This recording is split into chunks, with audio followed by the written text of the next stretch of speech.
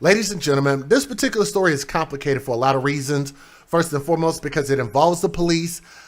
I've been making an argument as far as like the defunding the police, how I feel like that's a bad idea. It's a bad mantra and a lot of other things for a lot of reasons. But I also believe in calling out the bad ones, especially when it comes to not only our community, but when it comes to the people in blue. When they talk about that blue wall, we also believe that the police need to call out the ones that are bad, because not everybody's good. So if you do have some bad apples, some bad seeds, or whatever you want to call it, you got to call it out. And that's going to be the case with this story. So I'm going to say some things that are not going to sit well with your sensibilities. And also the story is going to have some details that might upset you. So if you can't handle that, I understand if you need to exit the video. For everybody else who understands what we do, here we go. A district attorney in Pennsylvania held a press conference on Monday afternoon to provide an update on the recent triple murder suicide. So for those who have not heard about this story, if this is your first time, this story is crazy because they were initially looking for the children. They were looking for that man, ex-police officer, and I have to reiterate that he's not a current officer. He's an ex-police officer. Okay? So this story is going to get really, really crazy, really, really quick. But they want to provide an update on the recent triple murder suicide involving a former Maryland police officer. And they call him a cop, but I talked to Lee, so we talked about this, that I'm not going to refer to the cops. I'm not going to refer to them intentionally as cops. I'm going to refer to them as police officers. York County District Attorney Dave Sunday called the incident a horrific chain of events during a press conference on Monday afternoon, where pain was a recurring theme and a specific term repeated used to describe the aftermath of the bloodshed. So this story did not have a happy ending, even though that's what we were hoping for. We offer our deepest condolences to the family, friends, and co-workers of those directly and indirectly impacted by this tragedy, according to the DA. This was a selfish and senseless act of violence that has shaken each and every one of us to the core. Ex-Baltimore County Police Department BCPD officer Robert Vacosa. Let me see if I can get this this ex-police officer on the screen. We'll get to the lady here in a minute. I'll tell y'all who she is. But for now, let's focus on this dummy. Robert Vacosa is 42 years old, and he kidnapped his two daughters early last week, setting off a multi-day, multi-state manhunt. Kidnapped his own children. By Thursday, they were all dead, along with a woman who was presumed to be the kidnapper's female accomplice. We're going to talk about her here in a little bit. The former member of law enforcement was found fatally shot inside an SUV, along with Amina Vacosa, who was 6 years old, those princesses over there. Gianna Vacosa, who's 7 years old. Let me see if I can get a solo picture of the babies. I know I have one. Right here.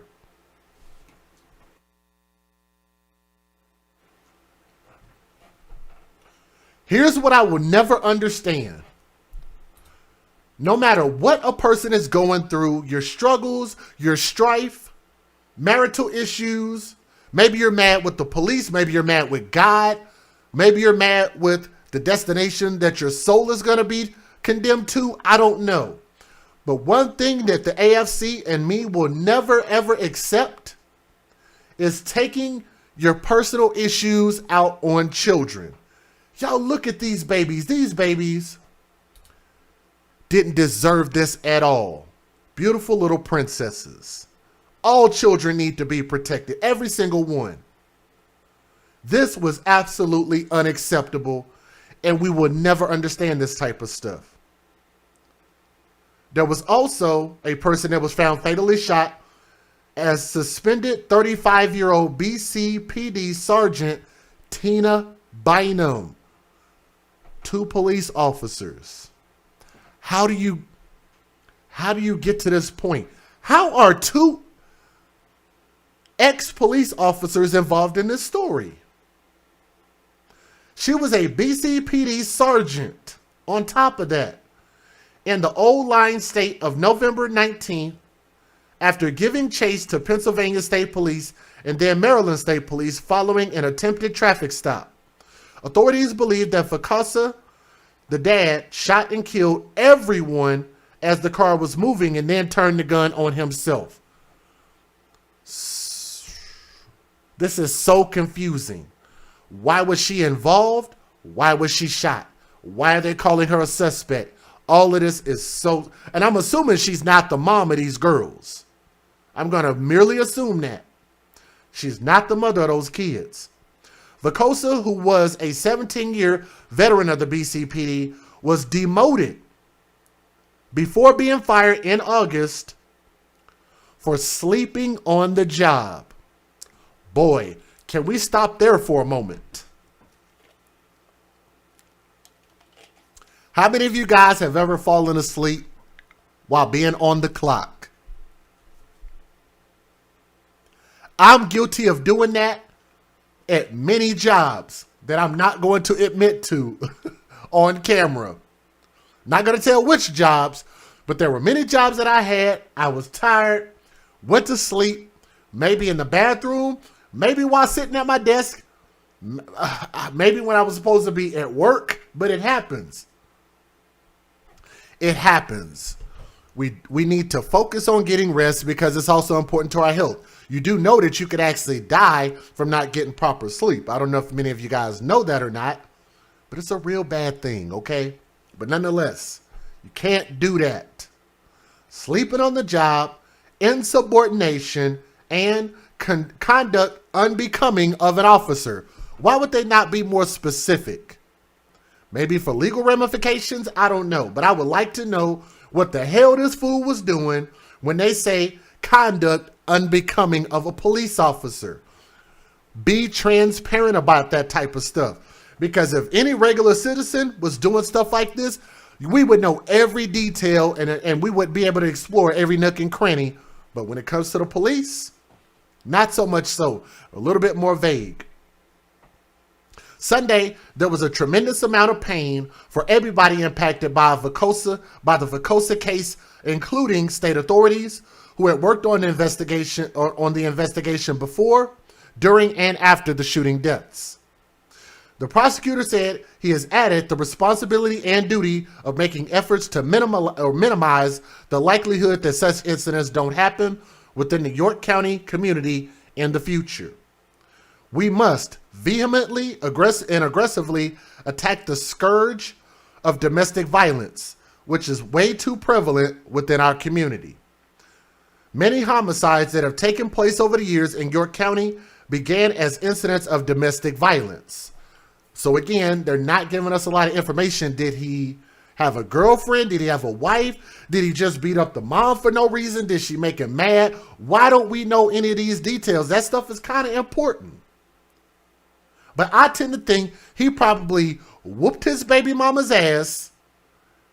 They got into some type of verbal disagreement, child support or whatever it is, and he took the girls and was going to take it out on them because he was mad at the mom.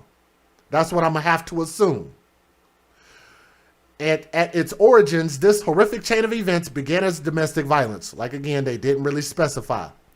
Past studies indicate that police officer families experience domestic violence well above the national average, so they're more prone to shit happening at home. Generally, domestic violence occurs in 1 out of every 10 U.S. family units. Some studies place domestic violence within law enforcement families as roughly 3 times the national average, while other studies from early 90s placed the number at 40% or 4 times the national average. In assessing what could have been done to avert this particular tragedy, the DA Sunday referenced an alleged misstep by local authorities related to a protective order filed by Vacosa's estranged wife. So he was married. She tried to file a protection order in the days immediately preceding the kidnapping and murders. Did the justice system fail? Did the police fail to do their job against one of their own, or who used to be one of their own? An individual filed a private criminal complaint on November 14th against the chief of police of the York Area Regional Police Department, the DA noted. This private complaint generally concerns the execution of emergency PFA, personal, whatever that is. PFA stands for Protection from Abuse Order. Okay. Now, according to the York Daily Record, which we're getting this from lawandcrime.com for the article, complaints name York Area Regional Police Chief Tim Damon. In his limited comments, DA Sunday said that I'm sorry, hold on, let me pause. I'm getting hella tongue-tied because I keep thinking they're talking about Sunday as the date rather than the district attorney, that's his name. So my bad. Let's try that again. In his limited comments, DA Sunday said that because he and his members of the office had heard material statements related to the complaint, the matter was handed over to a Pennsylvania Attorney General's office who accepted jurisdiction to investigate the complaint. The record reports that the emergency order, protection order issued by a judge was not served by police. My husband and his friend held me at gunpoint and tied me up in the basement, the ex-cop's estranged wife wrote. He told me he would kill me and our children if my family or police were to arrive to the house. So she was already in danger. Bynum was even interviewed by York Area Regional Police Department officers last Monday because Vacosa's phone was traced to her residence. Nearly 19 hours later, the warrant was finally executed and police tried to execute a temporary protection order issued by a different judge, but by then, Vacosa, Bynum, and their victims were long gone. Bynum was suspended Wednesday as the investigation spiraled. There is evil in this world, the DA added, and on even the best days and circumstances, law enforcement cannot prevent every instance of evil or thwart every plan. 4 guns and 4 dead bodies were found inside the SUV after it crashed into a fence just across the Pennsylvania-Maryland state border, smoke billowing from and filling the vehicle's interior. Why they wrote that like that, I don't know. Let me give you guys the fair usage. Then I want you guys to give me your opinion about this story, okay? Let's get it. Federal law allows citizens to reproduce, distribute, or exhibit portions of copyrighted motion pictures, videotapes, or video discs under certain circumstances without the authorization of the copyright holder. This is called fair use. It is allowed for purposes of criticism, news reporting, teaching, and parody, which doesn't infringe of copyright under 17 U.S.C. 107.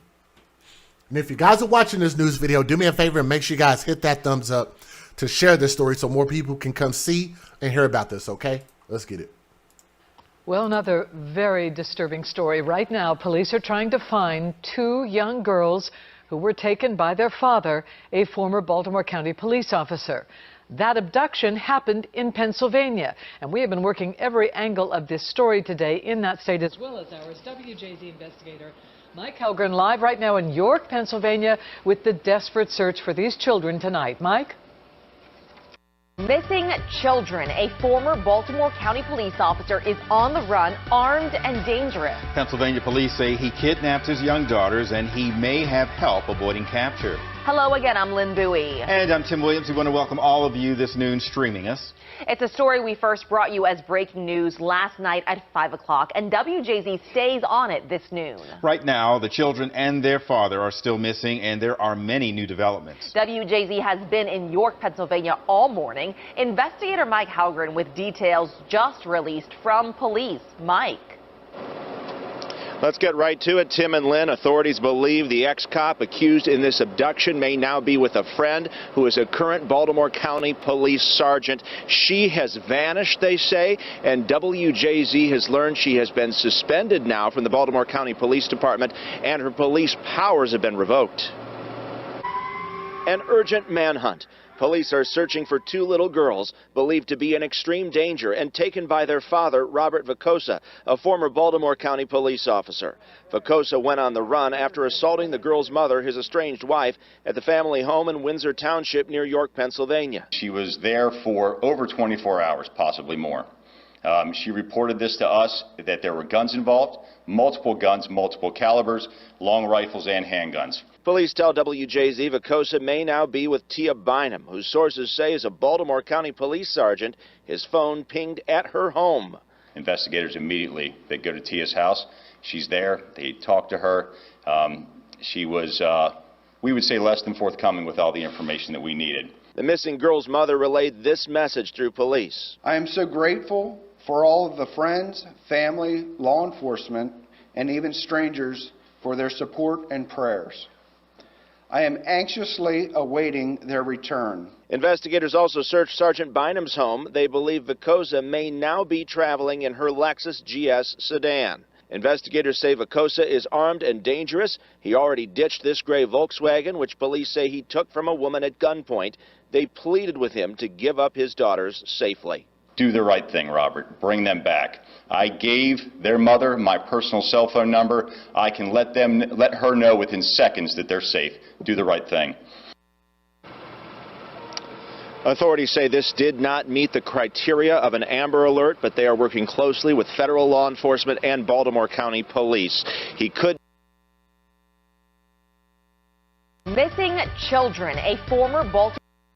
Thank you. That takes us now to Annie Rose Ramos. She is in Smithsburg, Washington County, where that car is. Annie Rose.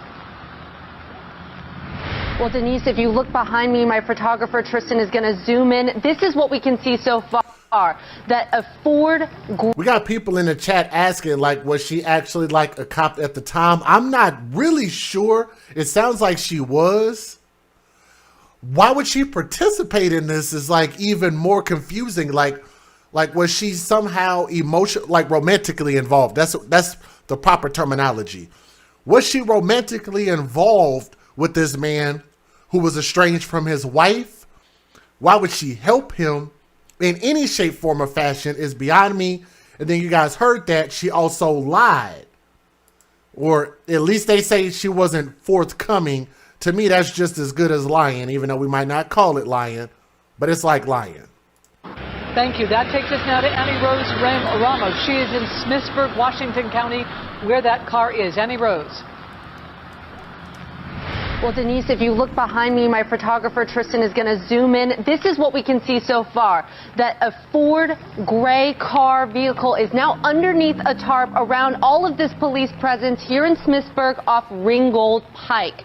Now, we arrived here about an hour ago. That is when there were dozens of state troopers. There were dozens of folks here on the scene, law enforcement on the scene, trying to get closer to this car that you can see underneath the tarp. We understand that Robert Vicosa and Tia Bynum were last seen in a gray Ford Edge that they stole from Cockeysville. That is what we understand is the vehicle underneath this tarp here in Smithsburg. We cannot see whether or not it's a Ford Edge, but we do see the Ford emblem on this car, and it has been, Denise, relatively calm scene since the past 30 minutes ago. We saw that the K9 units did arrive here with the dogs. They are now around here in the scene. We've seen them, heard them barking behind me, but as far as in the last 30 minutes, it's been a relatively calm scene. You heard Mike Helgren there say that we do understand from authorities that Vicosa is deceased, but we haven't seen much else here. We haven't seen no ambulances,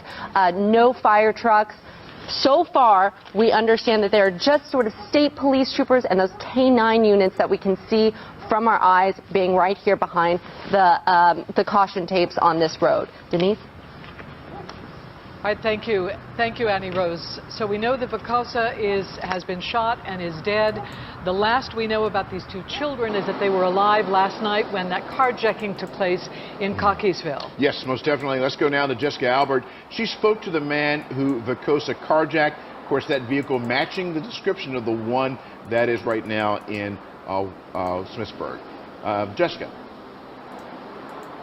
Denise and Vic, I did talk to that alleged carjacking victim earlier today. He is doing okay tonight, and he is under police protection. He wasn't able to talk to me long, but I was able to get from him or ask him what led up to this carjacking that happened yesterday. Police say this all happened yesterday afternoon in Cockeysville. They say Robert Vacosa and Tia Bynum had a gun with them and forced the victim to drive them to several places in the Baltimore area. The victim tells me Vacosa's daughters were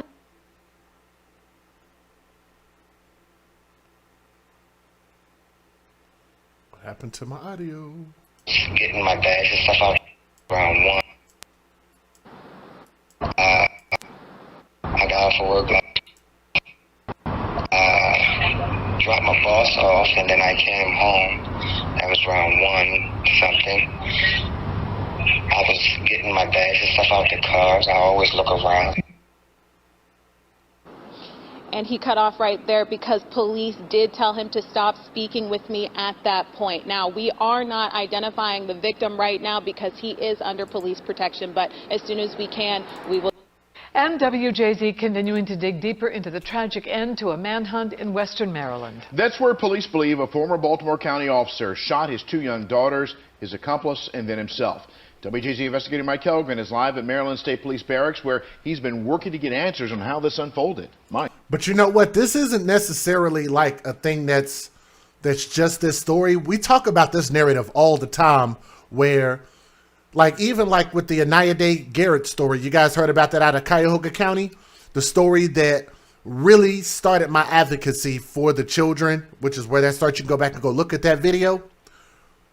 But even in that case, the mom simply wanted to hurt the dad, and she didn't want to give up custody of her kid, so her and her boyfriend murdered Anaya Garrett.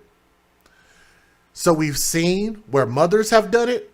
We've seen where fathers have done it. This is almost like, it's damn near like 50-50 how often this happened between a mom and a boyfriend during this, or a dad and a girlfriend. If y'all think about it, we've been almost 50-50 throughout the entire year of reporting stories just like this. Think about that for a moment. Vic, Denise, Maryland State Police is the lead investigating agency, and they tell us that this all came to an abrupt and violent end shortly after Pennsylvania State Police turned on their sirens. What happened, where, and how it all fits together. In their ongoing... And to answer your question, did he have custody? This is what I'm saying. Because this is kind of a sensitive matter, especially with the police, and I'd like to welcome you guys who are listening. Thank y'all for being here. And yes, we are live right now. So if you're watching this on the replay, that'd be one thing, but right now we're live. But they're not releasing a lot of information. And one of those key points, did he have custody? You know, what were they fighting over? Why did he decide to kidnap the kids? Why did he threaten to kill the mom? What did the other police officer have to do with this? Was he romantically involved with her? Why did she risk her life, throw away her life and her career for this man? And why did he feel the need to end it this way? A lot of stuff we still don't know. We can speculate, and I think it's very simple. I just think the fact that it could have been something as simple as child support. I'm going to throw that out there again. And alimony. Because you guys know, I'm not sure if y'all are familiar, but police officers they're not balling like that. They don't do the job for the salary. That's not a job that pays you a ton of money, right? Hopefully everybody understands that. That's why I think it's also even more inflammatory when you talk about defunding the police, which is going to cause them to lose even more funding, lose more money, and can't hire more police officers to do the job at the rate it's already at. I think they need to be getting paid more, not less. And when you're getting paid the amount that you're getting paid, you sign up for the job, you do the job. But whenever they get to taking that alimony and child support out, we've actually seen even different races. We've seen white men. We've seen white police officers. We've seen Mexican police officers end up turning the gun either on themselves or their kids or their entire family. Have we not? I know we had one out here in Texas recently. I think either last year or this year. It will break people. It's a horrible thing when us as mothers and fathers, husbands and wives can't just work this out together, amicably. That's why I think this sucks. Because you're playing with people's emotions and playing with people's money. And I'm sorry, that's a deadly combination. And it could cost you everything rather than just taking the high road, being the bigger person. This is where we learn the lesson. So if y'all are wondering what lesson you could learn that lesson right here. And just say, you know what? I'm not going to make you suffer financially, and I'm not going to make you suffer emotionally. I'm going to let you do what you do. It didn't work out between us. Now let's put the children as the priority. And let's take care of our babies. Because our F up, our screw up, shouldn't affect them to that extent. Investigation. Maryland State Police now believe they know who likely fired the shots that killed 6- and 7-year-old sisters Gianna and Amina Vicosa, their father. At this point, our investigators believe that the suspected shooter was Vicosa. However, that has to be confirmed pending the autopsy results. The manhunt for Robert Vicosa, an officer recently fired from the Baltimore County Police Department, stretched for 4 days as authorities tracked him from York, Pennsylvania to Baltimore County to where it all ended, in Smithsburg in western Maryland Thursday afternoon. Shortly after, Pennsylvania State Police, who were pursuing the carjacked SUV, activated their lights and sirens. Investigators believe that it was less than 30 seconds after police activated their emergency equipment before that vehicle veered off the road into oncoming traffic, up an embankment, nearly missing several parked cars, and into the bushes in that fence line. They believe the shooting occurred while that vehicle was moving, and it was clear to the investigators that the driver had not made any maneuvers to avoid oncoming traffic.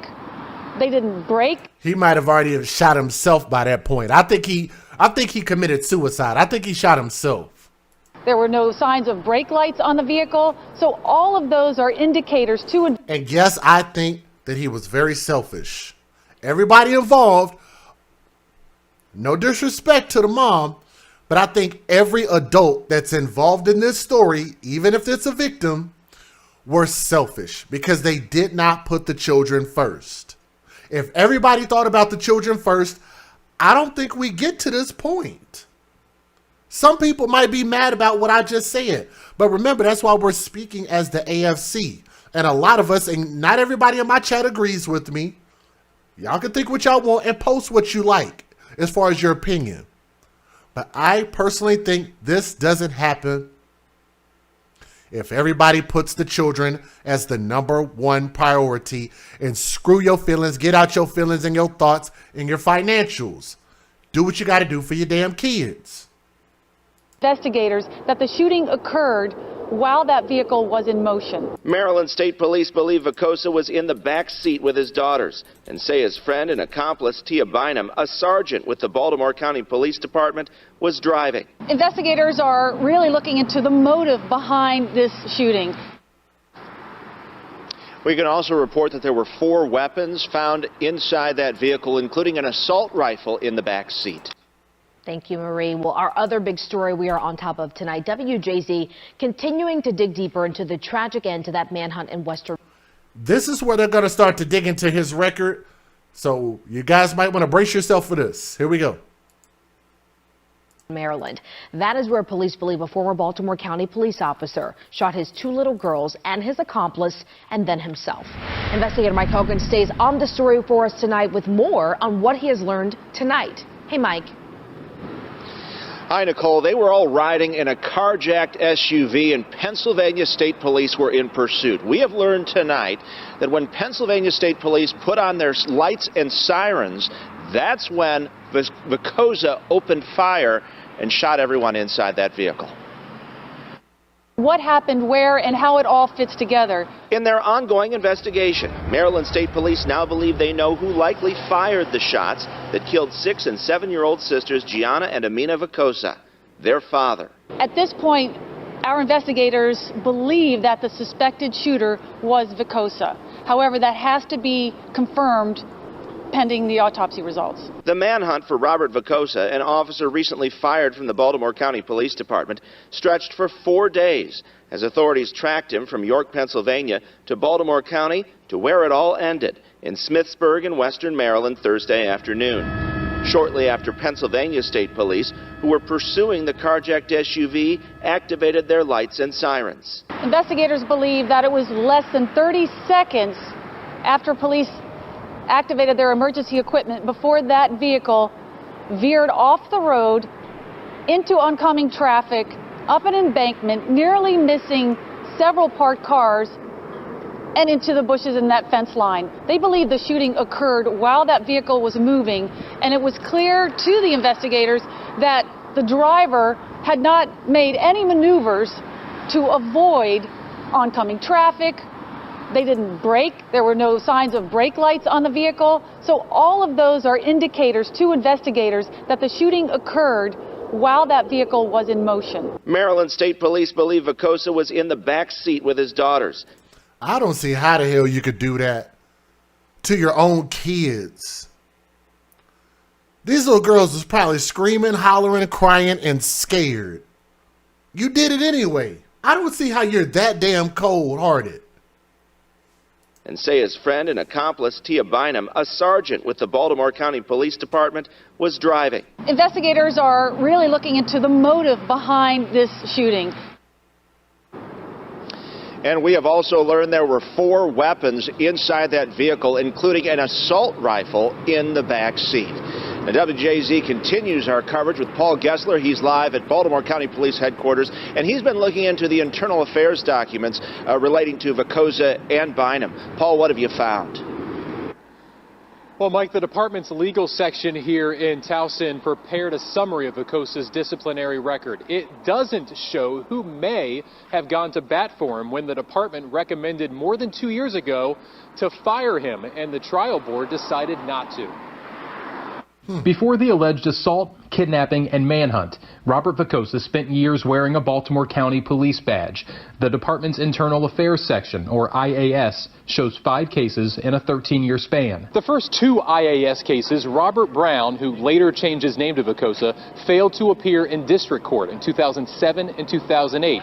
He received a written reprimand and was later disciplined with a 1-day loss of leave. WJZ obtained Vacosa's disciplinary record. A new Maryland law passed this year now makes police disciplinary files public.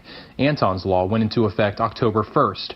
11 years passed without another internal affairs case until 2019. After being promoted to sergeant, a trial board found Vacosa guilty of 5 sexual harassment allegations against 3 female subordinates.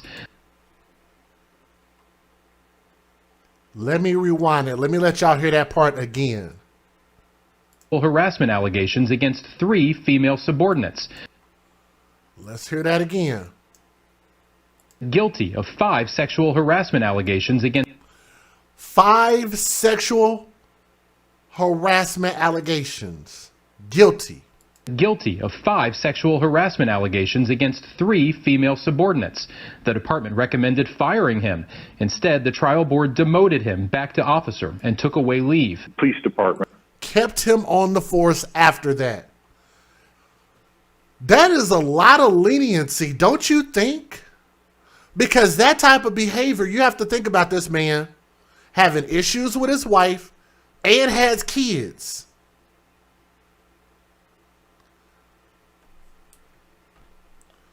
Is firing them the solution? No, I think the problem is much deeper than that. That man either needed some help or something. I don't know, but I just don't agree with keeping him on the job. That's not going to make him any better. Maybe they thought they could watch him. Maybe they thought he would straighten up. Maybe they thought that might be an incentive for him to get his shit together.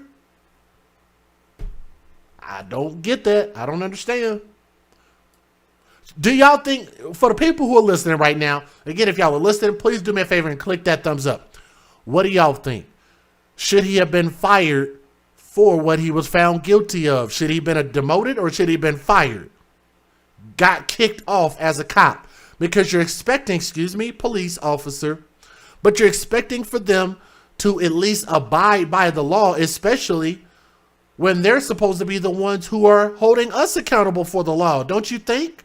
So yes, I think there is an elevated level of responsibility that the police and judges and those who are in law enforcement have above normal citizens. That's the reason for the damn job. Know how difficult it is to fire an officer. Criminologist Dr. Jeffrey Ian Ross says contracts make it tough to fire officers. In March of this year, records show Officer Vicosa was accused of sleeping on duty and insubordination. The trial board again found him guilty, and this time he was fired in August. Those incidents and what's happened. So they fired him. Listen at this. They fired him for sleeping on the job and insubordination, but they kept him on the job after sexual, what was it? What they say, sexual harassment? Let me see if I can find it. Guilty of 5 sexual harassment allegations against... Guilty of 5 sexual... I don't know why I can't remember that. Sexual harassment.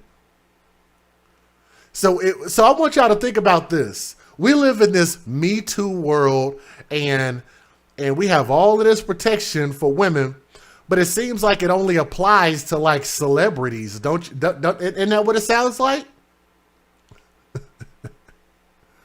So we can hold everybody else accountable for, we could go back and try to hold Bill Cosby guilty of something he did 78 years ago before they even had televisions. But you can't hold a current police officer accountable for sexual harassment in 2021 or 2020, whenever this happened. I would assume it happened within the past 5 years, I would assume. So you don't get fired for that, but you get fired for sleeping on the job. Officers. In March of this year, records show Officer Vicosa was accused of sleeping on duty and insubordination. The trial board again found him guilty, and this time he was fired in August. Those incidents and what's happened over the last few years, and I think those incidents that happened. Yes, 78 years ago, because Bill Cosby is about what? He's like 113 years old. Isn't that about right? I think he's about 113 at least. Over the last few years were red flagged, and I'd be curious to know what kind of additional scrutiny he was put under during the last 2 years.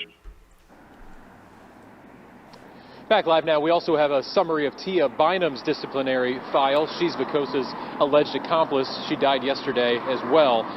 She has one case involving a police car crash in 2013. We're live in Towson tonight. I'm Paul Gessler for WJZ. We're learning more about the disciplinary actions against Robert Vicosa and Tia Bynum during their time with the Baltimore County Police Force. The department says Vicosa, who used to go by Robert Brown, was reprimanded several times beginning in 2007, about 3 years after he got hired. He got in trouble for failing to show up for court, and it says the same thing happened the next year. Then in June of 2019, a trial board made up of members of the police department found him guilty of allegations related to improper conduct with female subordinates. He was demoted 2 ranks. In March of this year, the department says an investigation found he was sleeping on the job and refusing to perform his duties. Shortly after that, he was fired. In Tia Bynum's 14 years with the Baltimore County Police Department, the department says she was disciplined once before. It says in 2013, she crashed her vehicle that belonged to the department into a tree while responding to a call. Caitlin Smith, WGAL News 8. How the hell do you do that? I'm pretty sure she didn't have a good explanation, which is why they got her for that disciplinary thing. But she relatively didn't have anything on her record. But that's what I'm saying. What I don't understand is what was her place in this? Was she this man's concubine, or was she just his ride or die? Like, did she feel pressured? You know, did he have some type of information against her that he could have blackmailed her? I don't know. I'm just throwing some things out there. I don't know. But the fact that this man, that bothers me. The fact that this man was found guilty. It wasn't like he was just accused. He was found guilty of 5 sexual harassment charges as a police officer. That is egregious in itself. Because a lot of times you have to think you're dealing with criminals, so the last damn thing you could be doing is doing criminalistic stuff. Don't y'all agree?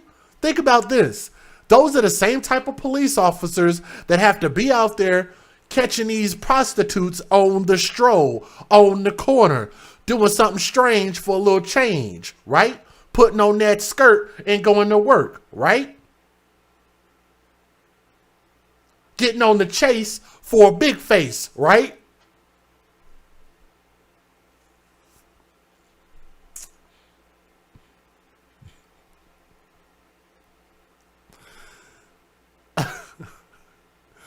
The same police officers that you're expecting for them to behave appropriately, whether they got those body cams or not. How do you think he was out there handling prostitutes if he can't even handle dealing with his own subordinates in a sexual manner or sexual words or sexual conduct? And you keep him on the force. Why? So he can continue to keep doing that stuff to people who are below him. You didn't change the behavior. You didn't give him training to be any different. He didn't learn a lesson from that. What did he do? He got worse. Isn't that the way the criminals behave? If a criminal realizes, think about that, between criminals, who we don't consider them to be law-abiding citizens, and bad police officers, what do they have in common? The more you let them get away with things, the worse the behavior becomes. And ultimately, yeah, turning off body cameras, turning off the audio. What do you want to bet? I bet he's got a whole list of things that he was probably accused of that never made it into any level of discipline. Could almost guarantee that, because we are all creatures of our behavior. Not creatures of our behavior. What do I say? What is my saying? We are damn, what do I say? I forget what it is that I say. We are creatures of habit. That's what I'm trying to say. Creatures of habit. And I think that this man was a habitual line stepper and habitual sexual harasser. He was probably sexually harassing his wife, which is probably why they ended up in a divorce. And he wanted to take his power that he thought he had out on her. And when she realized, oh, I don't have to accept that. His ex-wife realized, I don't have to accept that. I don't have to deal with that. And what did she try to do? She tried to go to the same police that this man tried to work for, and found out that that's a really, really rocky road to have to try to go through. And didn't get the protection order quick enough. Didn't get the protection that she deserved and her tax dollars paid for quick enough to protect her against her own ex-husband, her kid's father. Now, why he did that to those girls, why did he change his name? Thank you. I don't know. I don't know. But how can you ever do that to those precious babies? It's inexcusable. It's beyond me. And I'll just say this, to just end it, whatever those two were involved in, I'm not sure we'll ever really get the real story. But to those two little angels, they didn't deserve that at all. I'm going to try to find a picture of those babies. That really breaks my heart, man. If everybody, including his estranged ex-wife, would have put these children as priority, I don't think we get here. But I think that just speaks to the level of us being selfish as parents, and we got work to do. So I hope that you guys listen with an open mind as well as an open heart. And to those children, I want to say, young princesses, R.I.P. Thank y'all for listening to this story, okay? We got a couple more stories that I want to tell you guys. I don't know why my camera continues to do that. I wish it would stop doing that. I don't know if it's my lighting, but we'll get it figured out. Let me go ahead and pull up my next story. If you guys would, let us know how close are we to 600 thumbs up. As I want to hear what you guys' opinion are about that story. Matter of fact, if you will help us reach our goal, I actually do have a couple of extra stories that I was going to use for our next live stream. But if you want to hear them tonight, if you would just help us reach our goal, I will tell those stories tonight. But I will talk about the ones that are, oh, you said chat is locked up. Let me fix it. Thank you, Josh. Josh is very observant. I don't know if y'all realize that. Very observant. Thank you, Josh. Uh-oh, who's timing out people? What in the world? Little bit. Why you time out people, especially if it might be a mistake? I think that. Let's talk about, let me see, one. Cocaine. Let's do this one. This one was crazy. This one was nuts. Said we're buffering? Okay. We should be good. We should be good. Hold on. I'm looking at my internet speed. I think we should be okay. In the building. I hope we. I'm looking at my internet speed. I think we should be okay. It is buffering. I'm looking at my internet speed. I think we should be okay. In the building. I hope we. Y'all, hold on just for a moment. Don't leave yet. Hold on just for a moment. Hold on. Hold on. Let me try to fix it. Hold on.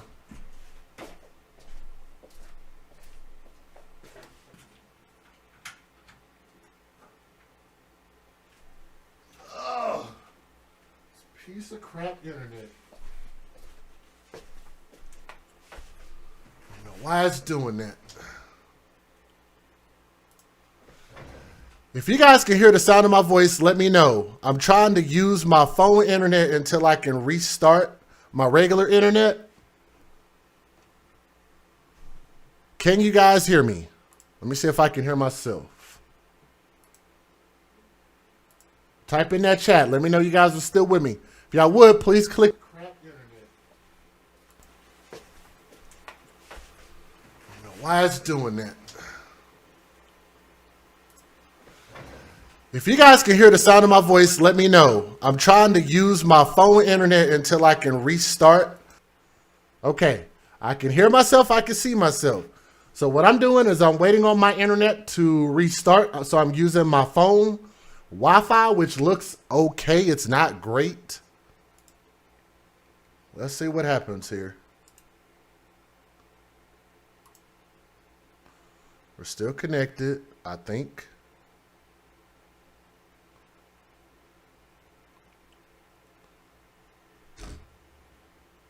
Hold on, I'm gonna wait for it. I'm gonna wait for it. Let's see.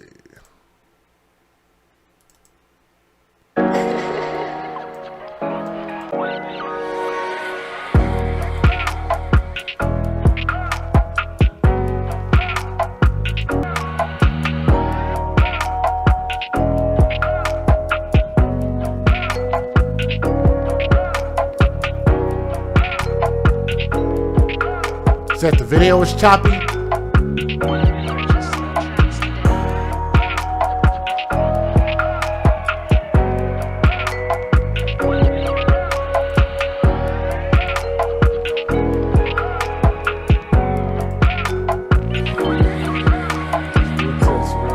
Hold on, y'all.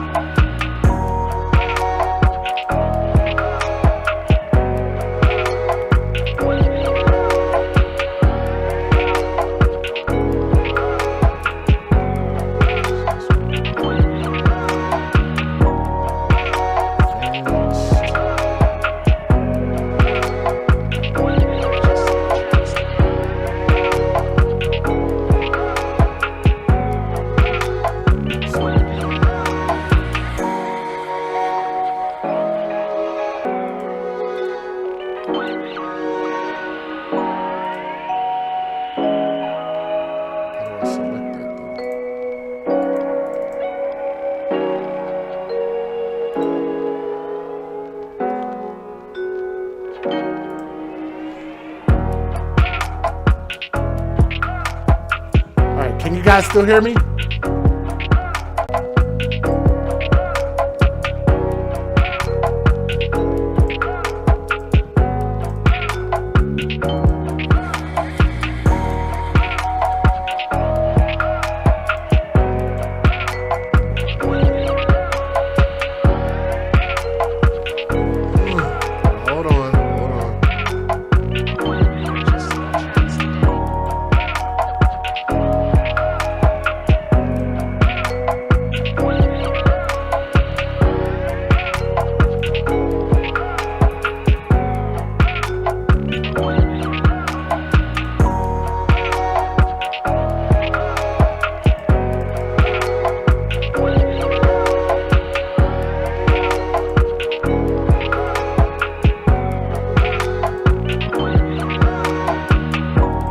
Are we good now?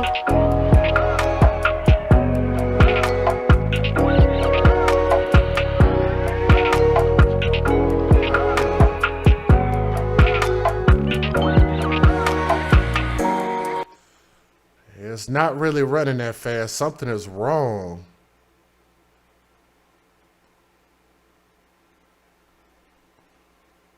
Oh my goodness, what is wrong here?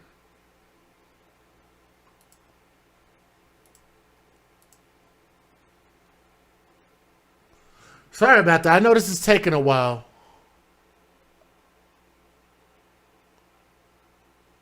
That's not good at all. Damn it.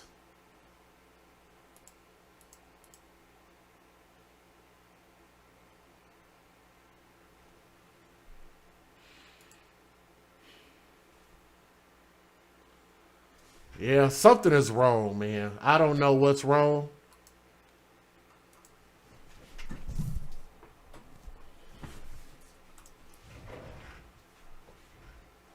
We're going to have to try to get through this, though.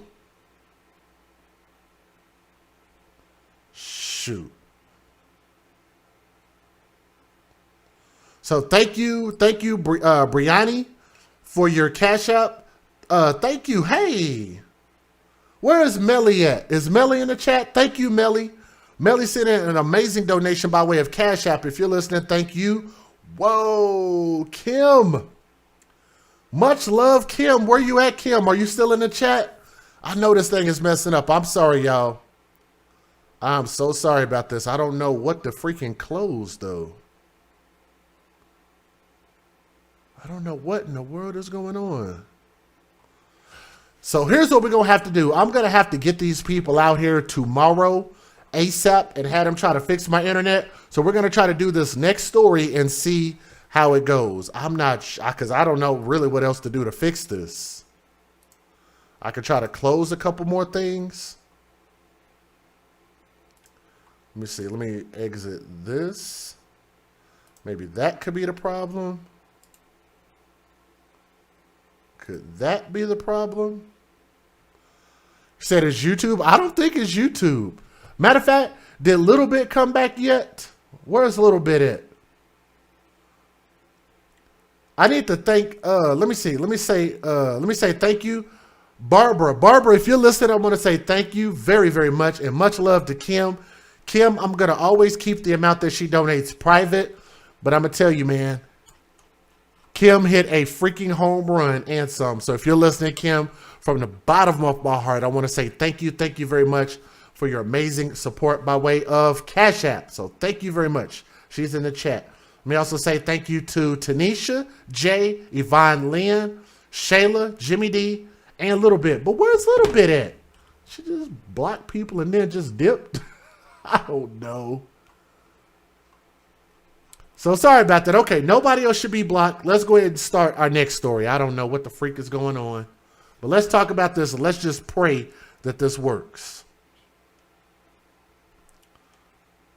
And Justice, I did get your message, but thank you for keeping track of that. If you're listening, thank you. I did get your message.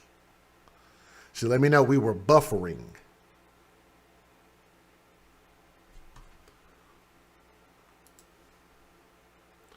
Ladies and gentlemen, I'm not sure if this is...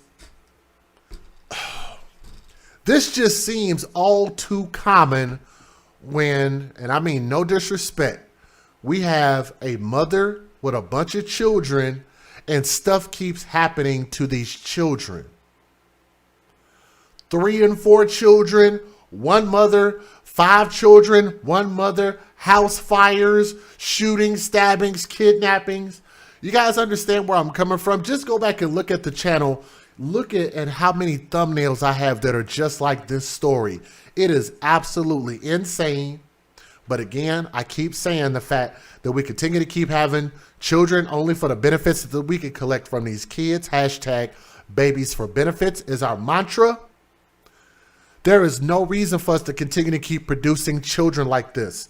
So if the women aren't going to stop doing it, then maybe we need to start pointing the finger at the men and tell y'all need to stop sleeping with these women with no rubbers on. Y'all are doing this like right now. There's somebody sleeping with a chick for no damn reason, unprotected, and she gonna have that baby, don't know nothing about you, and gonna have that kid because she gonna get something off of that kid. Y'all fellas gotta stop being nasty. All these STDs running around here. I guess you don't value your penis. You don't value not going to the bathroom and feeling that burning sensation, that drip that continues to come out of your junk. Y'all are nasty, men. Y'all are absolutely disgusting. Memphis, Tennessee. Boy, if y'all don't got a lot of information coming out of that area, y'all are taking the L today. Absolutely ridiculous. This 25-year-old bleach-headed mother is accused of especially aggravated kidnapping, and she is currently in custody according to the Memphis police. Boy, Memphis, y'all got a lot of bad crap going on out there right about now, y'all. Yeah, that drip. The drip. I skipped a part. Memphis police have been searching for Jamisha Thomas. Why does she look like that? She just looks unbothered, does she not? She just looked like she don't give a damn. This woman knows what she's been charged with, know what they were looking up for her for. And matter of fact, we're going to keep it real today because I got a whole lot to talk about, especially talking about drip.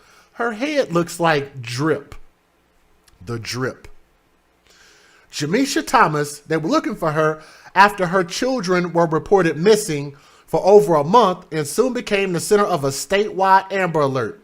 Police said that she turned herself in Thursday morning at the Tillman station. Here's what you would have to ask. Why is it that a mother, and these are her children, why is she charged with kidnapping? Why did they put an Amber Alert and say that she kidnapped her own kids? Did she not give birth to them? Yes. But why was she charged with kidnapping? That's the part that I think is going to make you guys very interested in this story. But let me also remind you guys, I'm going to say some things that are not going to sit well with your sensibilities. This story is going to have some details that might upset you. That is your official disclaimer. Okay? Now, her 4 children were found in Memphis Wednesday afternoon, according to the Memphis police.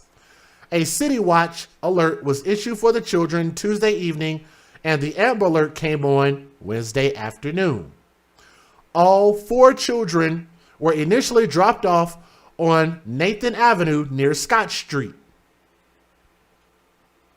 The children were dropped off. Yes, they were been missing for more than a month. That is correct.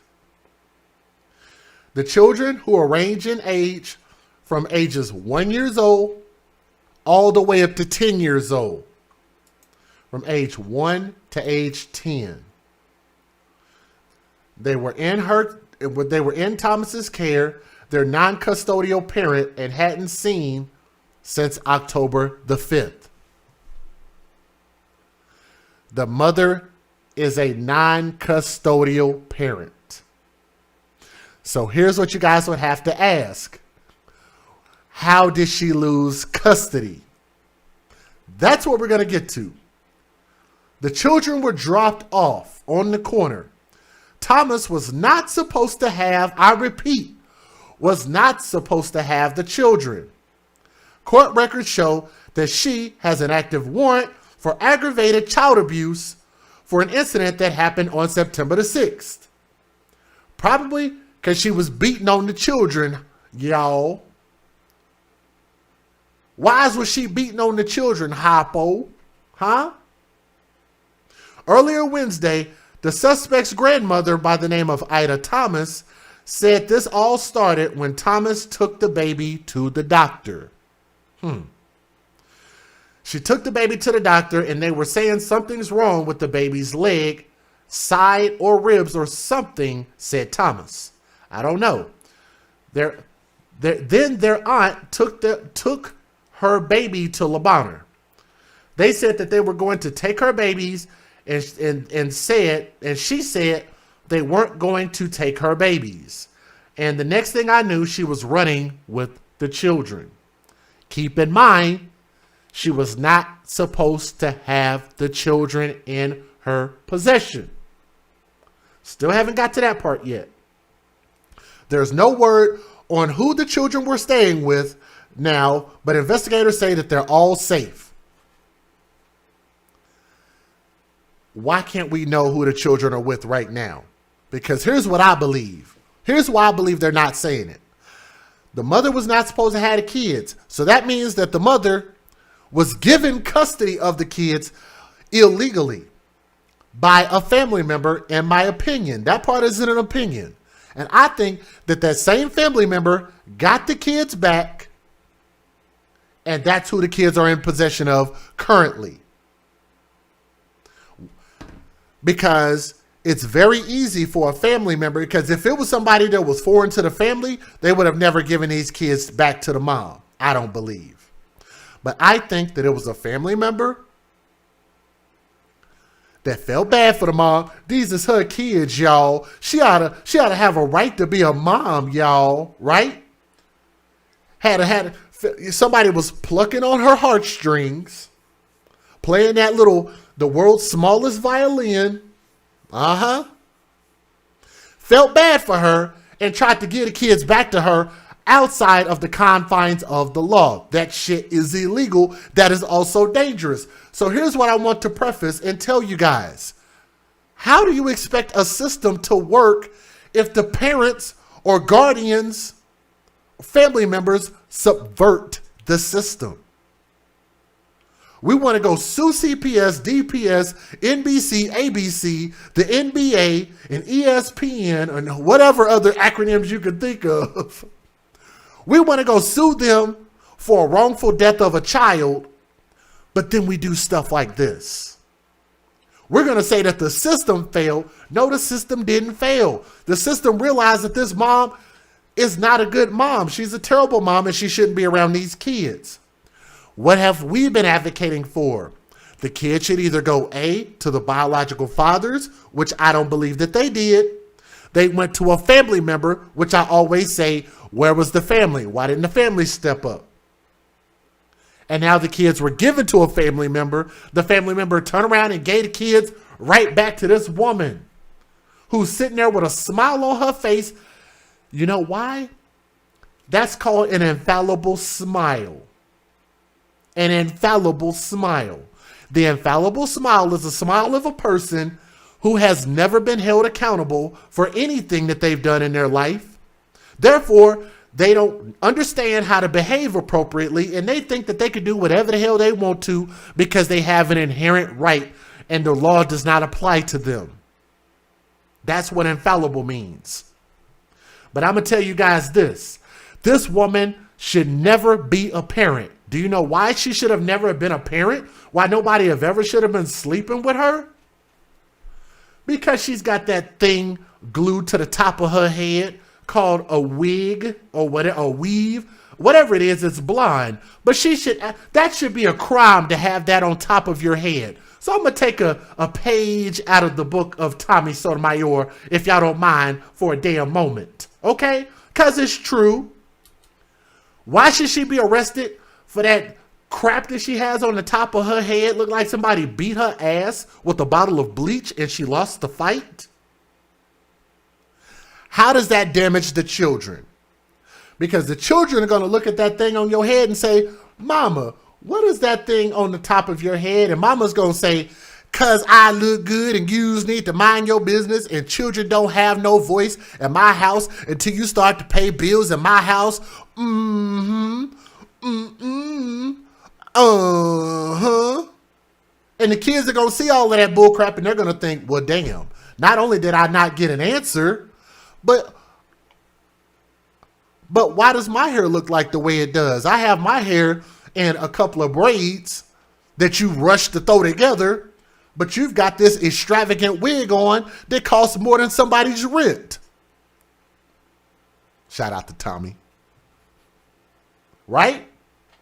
You go above and beyond to cover up your hair. How does that affect the kids? Because the kids are going to look at their stupid ass mama with this stupid crap on the top of her head, which should be a crime, to damage your children in this way. And the children are going to think, well, my hair must be insignificant. Something must be wrong with my hair. Why don't my hair look like my mom? Why don't my mom take just as much time to do my hair and invest in my hair the way that she invests in her own? You know why she don't? Because the mom is selfish. You know why the mom is selfish? Because somebody told her that whenever you get grown and have kids, you can do whatever you want to do. Probably what her stupid ass mama told her growing up. So they think as soon as they produce a kid by anybody, they don't say until you get a husband, until you get somebody who's committed to you, until you have a house, until you can take care of yourself. What do they say? No. Just as long as you produce children. It don't matter if you live underneath a cardboard box. You's gonna be respected as long as you have something crawl up out between your legs that has a heartbeat. You do that, and the more and more times you do that, we're going to give you benefits. Section 8 food stamps and infallibility. You know how they have fatalities in Mortal Kombat? She's going to have infallibility. Infallibility wins. She's going to get that uppercut, and they're going to say, Jamisha Thomas wins. Infallibility.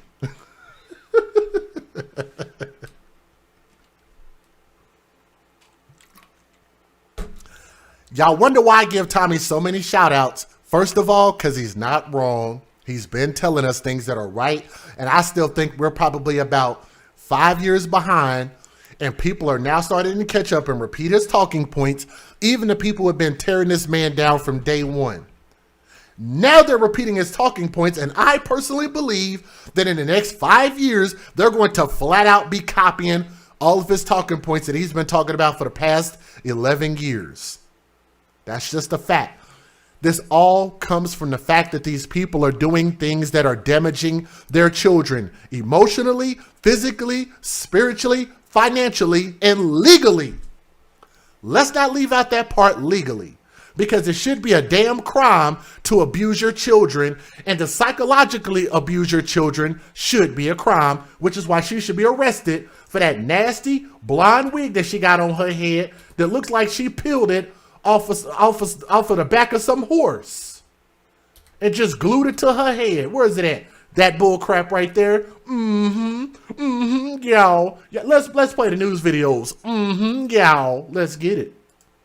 Federal law allows citizens to reproduce, distribute, or exhibit portions of copyrighted motion pictures, videotapes, or video discs under certain circumstances without the authorization of the copyright holder. This is called fair use. It is allowed for purposes of criticism, news reporting, teaching, and parody, which doesn't infringe of copyright under 17 U.S.C. 107.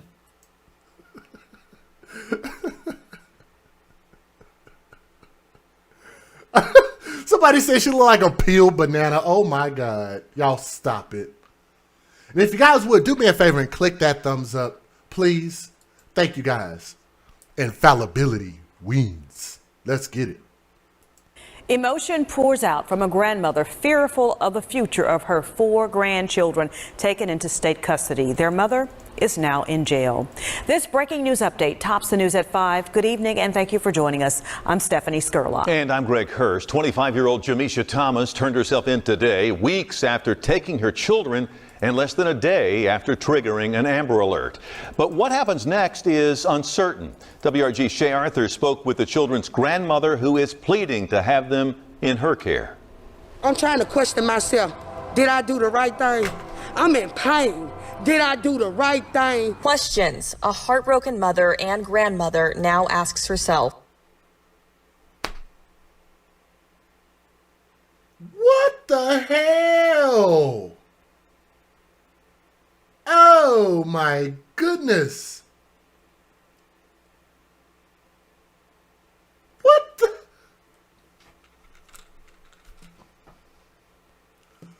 Ma'am. Why do you look like that? What cockatoo did you skin and paste that crap on the top of your head? What the?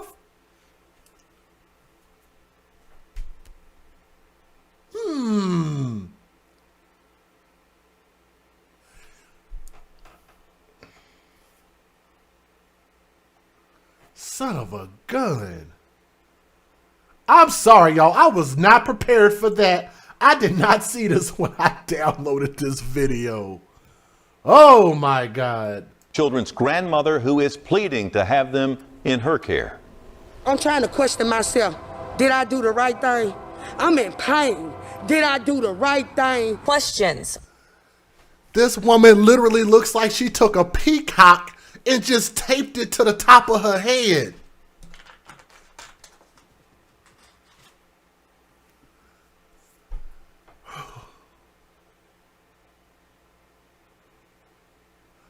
But this is the same community talking about we are disenfranchised, y'all. We's ain't got no money, y'all. No, what we do, our people, is we take our money and spend it on stupid crap. I wonder if you guys would. Matter of fact, you know what's so funny? Here's the funny part about it. I have people that look at my natural face and my natural hair, which is this right here on my chin, and all I do is braid it. I just braid it, and I braid it myself. I sit in the mirror, I cut my own hair, and I braid my beard because I want it to be neat and straight. Could you guys imagine if I turn around and I came in here and took a pillow and took some Gorilla Glue, glued it to the top of my head, and walked in here and did a podcast with a pillow on the top of my head? What if I just took a couple of squirrels and tied them son of a bitches together and then just stuck some Gorilla Glue on there and just pasted them shits on the top of my head? Would y'all look at me crazy? Yes, you probably would. Why people continue to think that this is normal and you don't call it out is beyond me. Does the story have anything to do with this? Actually, it kind of does. Because we're talking about wasting money, people looking stupid, and then their kids see them at home looking stupid because their kids don't look like them. Therefore, you are damaging your children. This has everything to do with the kids. Please believe it. You dig? Let's keep going. A heartbroken mother and grandmother now asks herself. Today, Lorinda Thomas, Jamisha Thomas's mother. God, dog, what the freak does she have on? A heartbroken mother and grandmother now asks herself. Today. What the hell is this? Oh my God. Do y'all see this?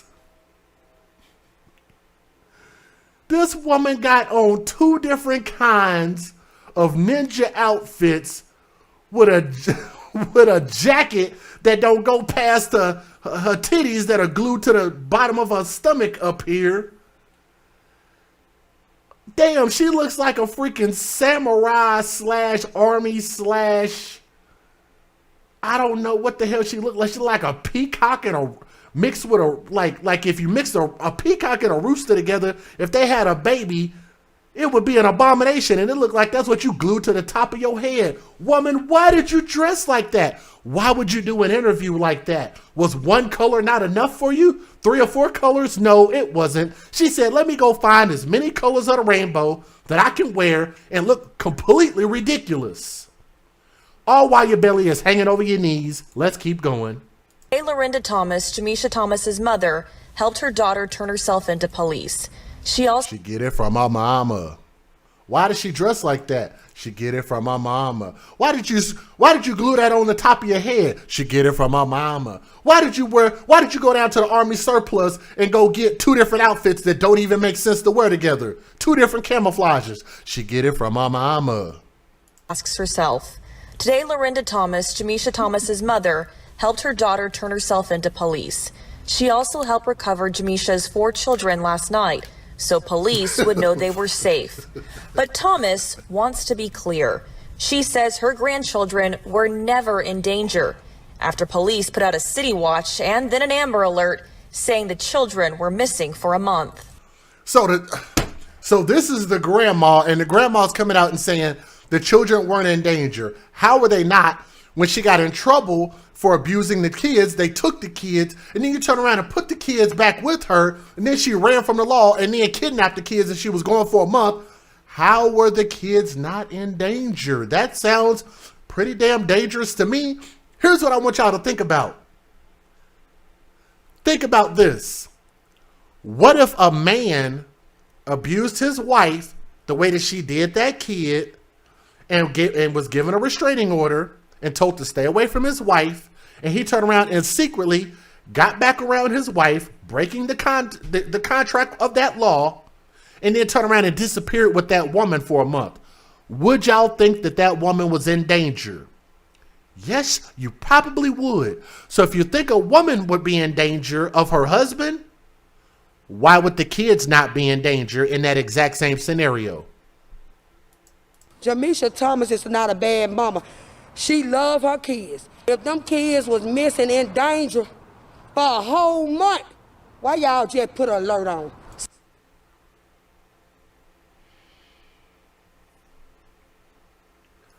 I'm going to tell y'all something. Let me rewind this. Lord bless her stupid ass heart. Thomas is not. This woman is as stupid as she looks.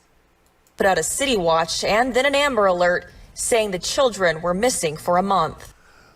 Listen at her explanation. Listen at how eloquently she explains how the children weren't in danger. Why weren't the children in danger, ma'am? Go. Jamisha Thomas is not a bad mama. She love her kids. If them kids was missing in danger for a whole month, why y'all just put an alert on? If they were in danger, why did they just now put an alert out? Well, why did she lose custody of the kids? Why was she giving custody of the kids back? Why is it that she disappeared and ran with the kids, and then they had to put out an Amber Alert for the kids because they thought the kids were... I'm going to rip my hair out. I'm going to scrape my scalp until I can pull out the remnants of where hair used to be because I want to rip my hair out that badly. Good Lord, you can't be that stupid. Thomas is not a bad mama. She love her kids. If them kids was missing in danger for a whole month, why y'all just put an alert on? Some kind of way it's a miscommunication, and some kind of way somebody ain't did their job. But now this Lord Jesus.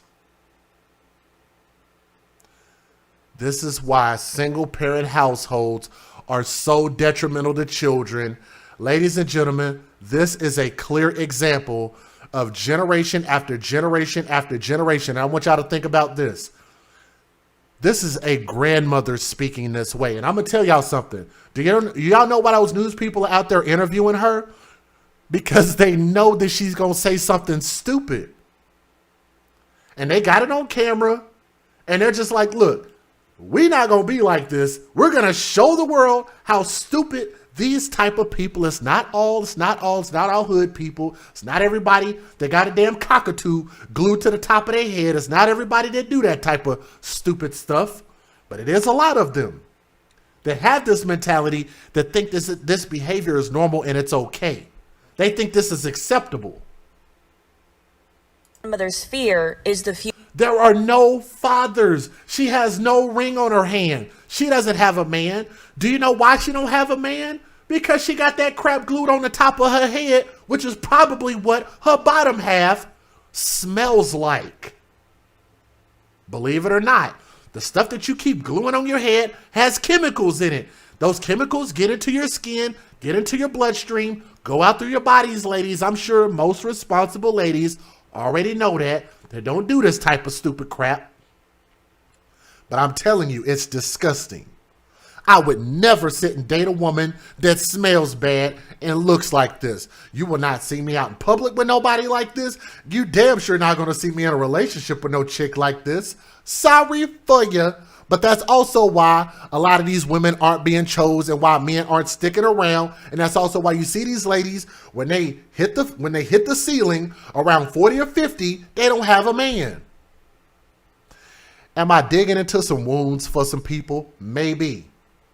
But it's the truth. But if you understood what is repelling men, let me get ladies to understand this. Hear me out. I'm trying to actually help y'all. If you understand what repels men, what men are disgusted by, what men don't like, if you want a man that's worth something, then maybe you would take the advice from a man that's telling you what's not attractive, what smells bad, what not to do. But the world keeps telling you, you don't need a man, you don't have to do this, and you don't have to do that. Well, no, in all actuality, there is an order to everything. There is an order to the family. There is an order for children to follow. There is an order for a wife to follow her husband. There is also an order for the husband to follow God and treat his family the same way that God treated the church. There is an order to everything. Yes? See how that works out? It's a perfect circle. And when you start to go outside of that circle, then things get all convoluted. Then next thing you know, you wake up and you look like this with no man. Talking stupid. Future. She says her 4 grandchildren were taken into state custody last night. She's concerned about what could happen to them.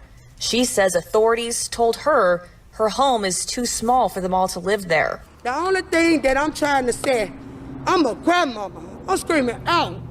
They're my grandkids. That's all I got. Now I've been taking care of my grand. What more y'all want from me? God, dog. She said, what more do y'all want from me? Shouldn't you want for yourself, ma'am? What do you mean, what do we want? We don't want nothing. We want you to stop calling the police that you keep saying are racist. We want you to stop using up all our tax dollars, right? When you say you ain't got nobody, then we want you to have a husband. But in order for you to have a husband, you have to be a good person. And clearly, you're not. This is why. Thank you for putting it on blast for the good women out there, for the good mothers, the good grandmothers out there. They understand this is not the path that you should be following. Oh, I know I done probably pissed some people off. I hope you have your panties and your boxers strapped on real tight tonight. She says she's now going to do everything in her power, including move if she has to get them back. This should be a video just by itself. I could speak on that all day long. Everything that's wrong with this picture. She has this message for her daughter. Misha, I love you. I'm going to do everything in my power to get you out, and I'm fighting for your kids. I'm going to do everything in my power to get you out. She does not love those kids at all. Her daughter is grown. You should care more about the grandkids who are children. There should be an order. Remember, I talked about the order. She should care more about the ones who can't speak for themselves, the ones who cannot defend themselves, the ones who can't feed themselves or clothe themselves or house themselves, right? More than the person who brought them into this world against their will with no father in sight. Let's go to the next video because I'm going to destroy this stuff. News first at 10 tonight. 4 missing children in Memphis are found safe a month after they disappeared with their mother. Hello, I'm Stephanie Skurlock. I'm Greg Hurst. The children were found less than 3 hours after an Amber Alert was issued. Police say they were at a home on Nathan Avenue near Scott Street in the Binghamton area. WRG's Andrew Ellison is there live now with the very latest. Andrew? Yeah, the children were found about 3 hours ago at a home here behind me near Nathan and Scott Street, essentially the same area the kids disappeared from roughly a month ago. Now, tonight, investigators say the children are okay as officers search for their mother, police giving a very brief statement to the media earlier this evening. Take a listen. Everyone is safe, but the suspect is still at large. If you know the whereabouts of their mother, please contact police. Let's get her into custody. Thank you. Now, police say the children's mother, 25-year-old Jamisha Thomas, has active warrants for kidnapping and child abuse. They say her kids, 10-year-old Mariah Thomas, 8-year-old Jemiah Thomas, 3-year-old Chance Veasley, and 1-year-old Kamaya Veasley were last seen with her in Binghamton in the 2800 block of Nathan on October 5th. Problem is, the children shouldn't have been with her because she doesn't have custody, though investigators haven't said why. Now, for child abuse. I've already said why. That's why she don't have custody. For child abuse. WRG talked with Jamisha's grandmother, who says she loves her children and believes she took them over. How do you have a 1-year-old child that's 12 months of age or less and don't have a man or a husband or an active father? If you have lost, you have 4 kids. I want you to think about this, because a lot of women say this to me and they say, well, I can't force the man to stay in these kids' life. Hey, I get you. Fool me once, shame on you. Fool me twice, shame on me. That would at least explain 2 children. But how do you explain a 3rd and then a 4th? You've done the same thing 4 times and expected a different result? That's the infallibility that I'm talking about. Nobody has told this person after the first kid, don't do this again. Stop. 1 kid, stop. I'm telling y'all from personal experience. Y'all got, maybe one of these days I'll bring my daughter's mama on here. I think that actually might be a good conversation. We've never done a show together. Y'all have never met my daughter's mom. But we can get on here because our daughter is almost grown. And shout out to my baby.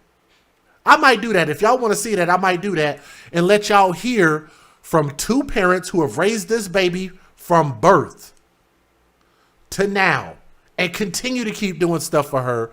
She's got both her grandmothers, got both grandfathers, got plenty of family and friends and cousins, and it is still a work in progress to raise our kid. It's still hard, and we're just raising 1 kid. It's hard when we're raising 1 kid and we've got a ton of family support. Hello? Do y'all hear me? I don't know how you do with 4 and 5 kids by your goddamn self, but we have trouble raising 1 kid. And I think we're both pretty good parents. For that custody issue, an Amber Alert for all 4 kids was issued. We're not even great parents. We're pretty good parents. We're doing the best that we can. We're pretty good, not great. I think great is reserved for those parents that are doing extremely well and going above and beyond. I think we're pretty good. We're striving to be great parents. But I think that's a special place that's reserved for the exceptional. This afternoon, and again, the good news tonight, they were located hours later and police say they're safe. Back out here. Yes, I call my daughter a baby. I just always gonna think of her as my baby. But yeah, I have a teenager. She'll be grown in a couple more years. It's crazy to even think about that. We asked police why it took so long for the children to be reported missing, but police haven't answered that question. We'll stay on top of that and stay on top of the search.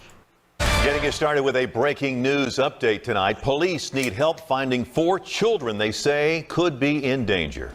The children are believed to be with their mother, but here... That's her mugshot. Can y'all believe that? She got some nerve. She just don't give a crap. Her hair is the same color as her teeth. Yellow and blonde.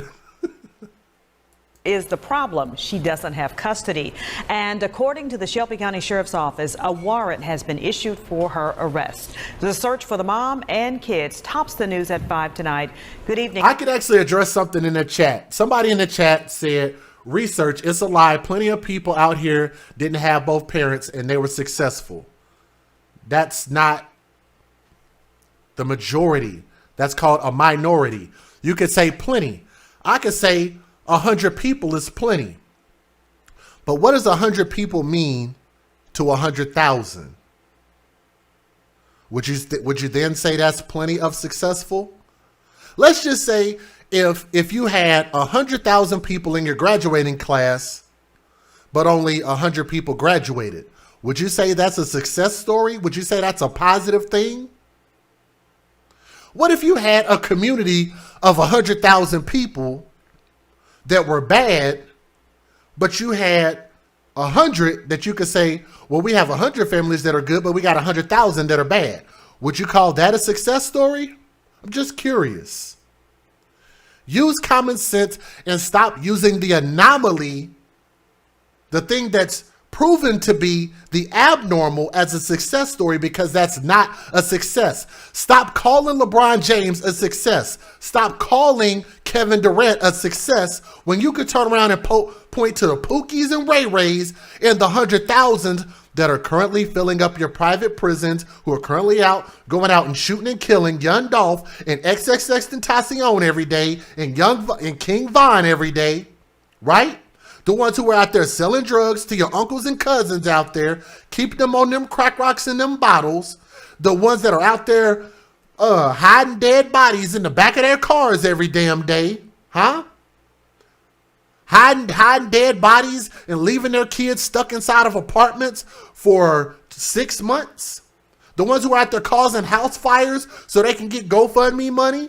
The ones who are out there staging their children to be robbed of their 2002 Ford Explorer SUV so they can get on GoFundMe and they can get on Good Morning America. Are you talking about those success stories?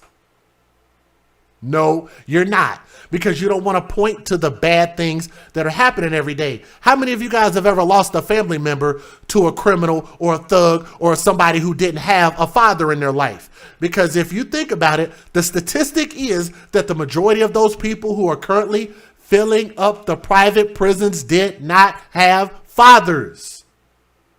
Specifically, did not have fathers. Come from broken homes. Those who are filling up the private prisons. And you would have to say, if that's almost all of the people that are in jail, doesn't that look like a trend? Then you could point to where it comes from. It has to have an origin. The origin is single mother households. Please don't act like this is the first time y'all have heard me say that. I come from Soto Nation. Who's surprised by that? Who doesn't know that about me?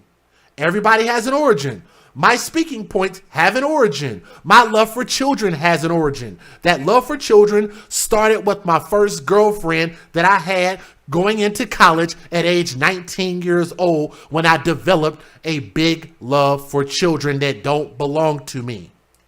Until I had my first daughter, my first child, at age 24. Then I was able to put all my love into her.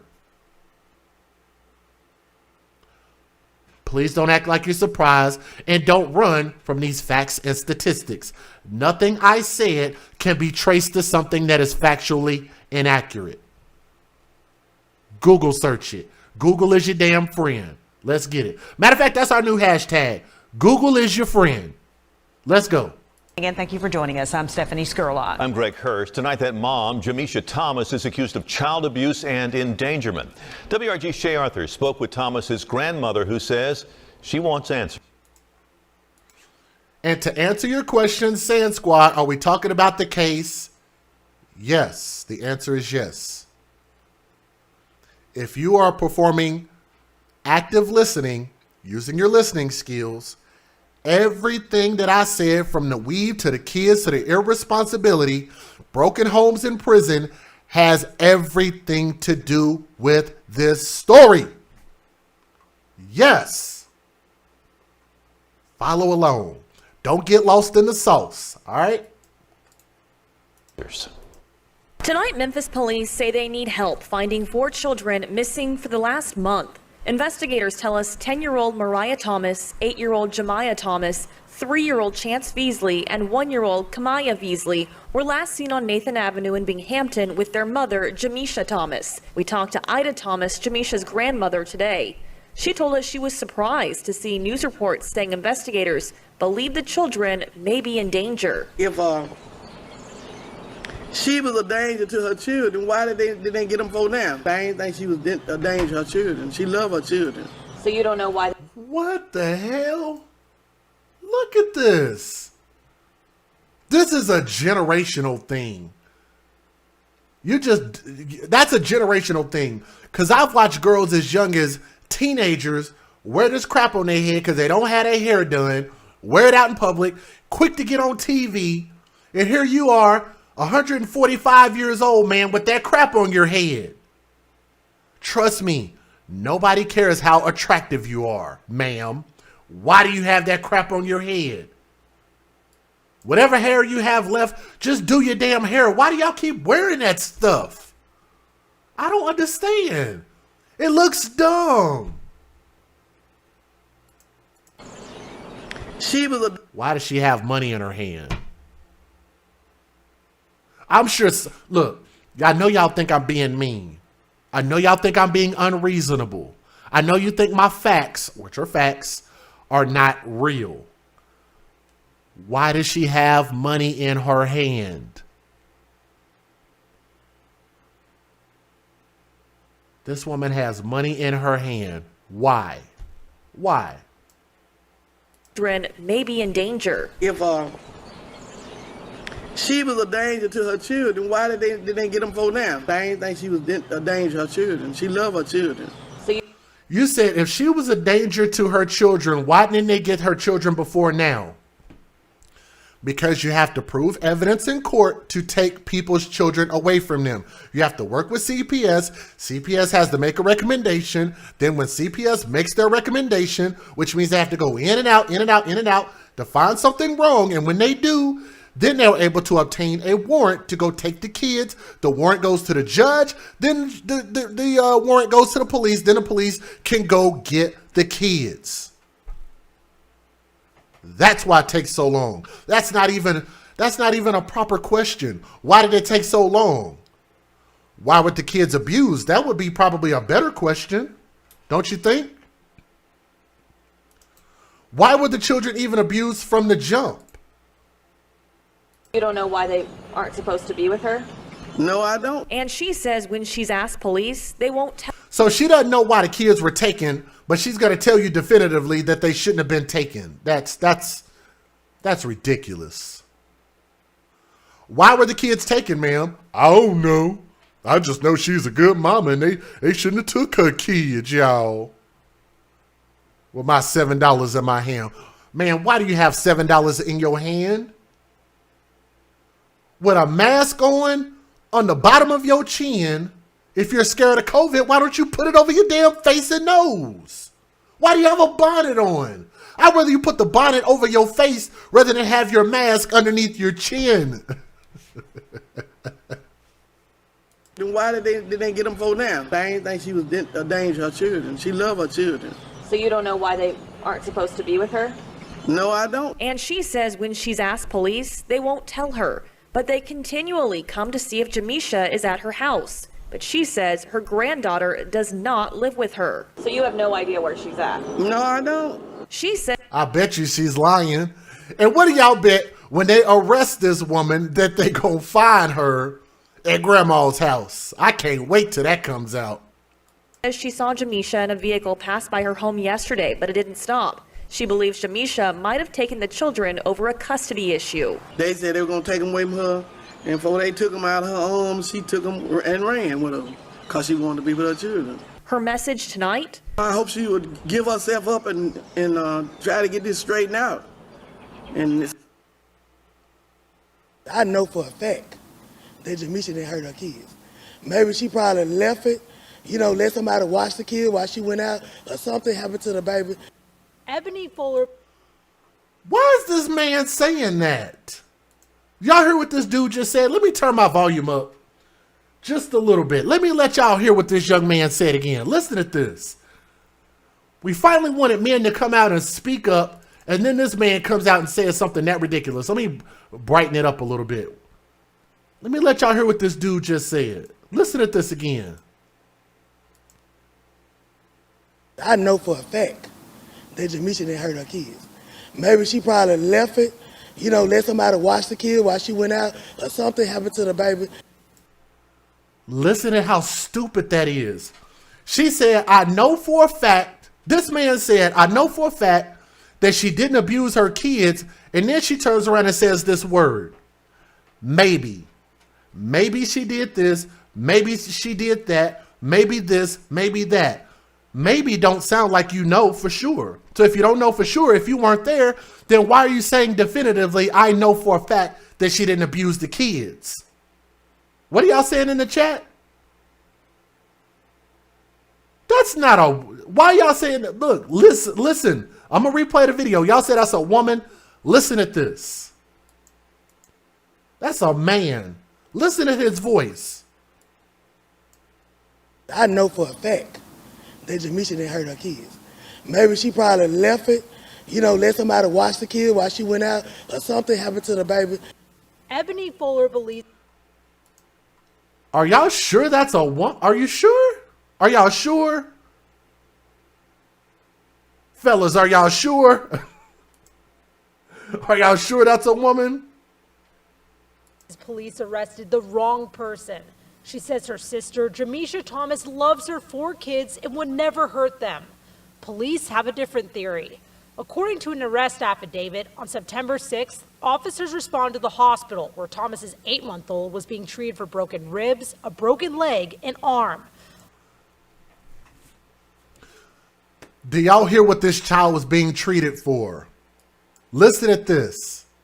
This is a baby. Listen at this again. What was the child being treated for?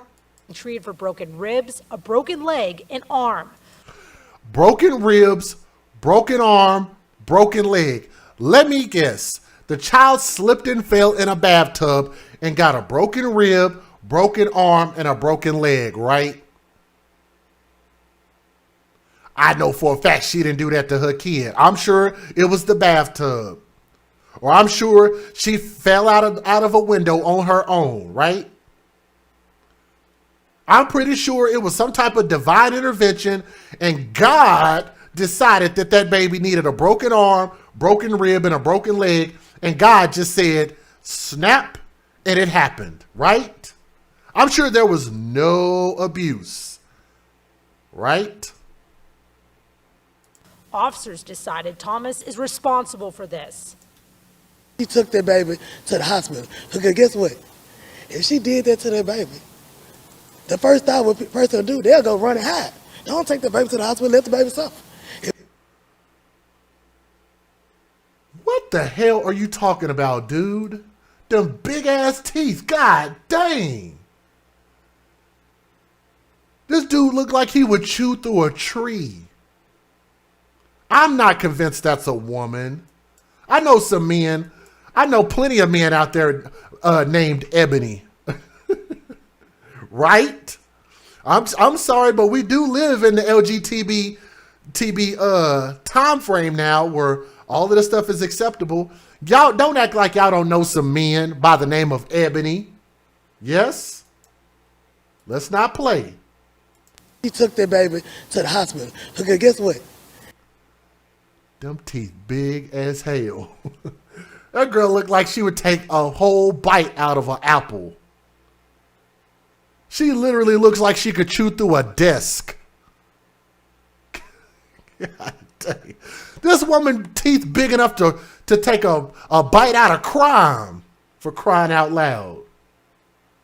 Let me stop. Because her teeth didn't do nothing wrong except for tell all them damn lies. But let's go.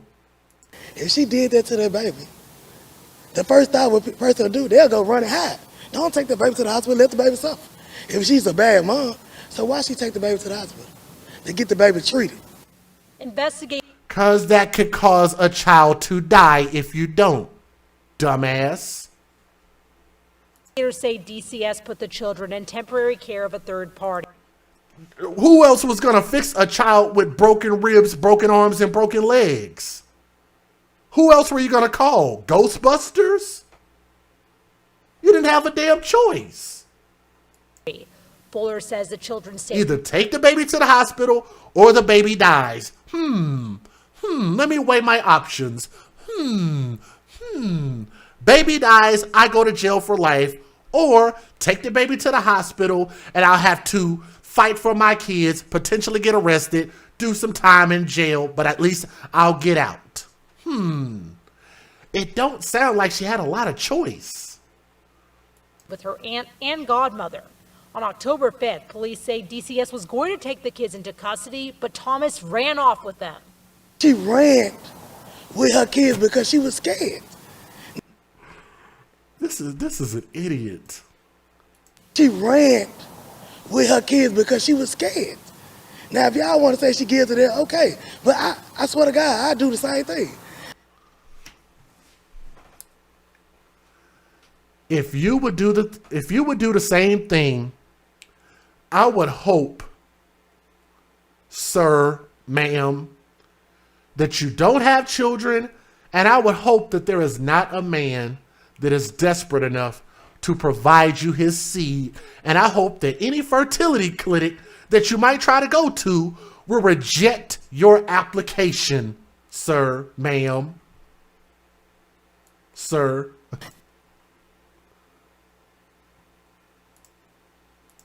A judge says Jamisha Thomas faces 2 separate charges in relation to 2 separate incidents. One charge is for aggravated child abuse, and the other is for especially aggravated kidnapping. November 19th, okay?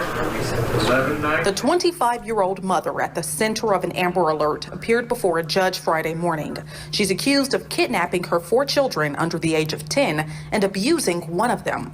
Memphis police say on September 6th, a report was made at a local children's hospital regarding Thomas's youngest child.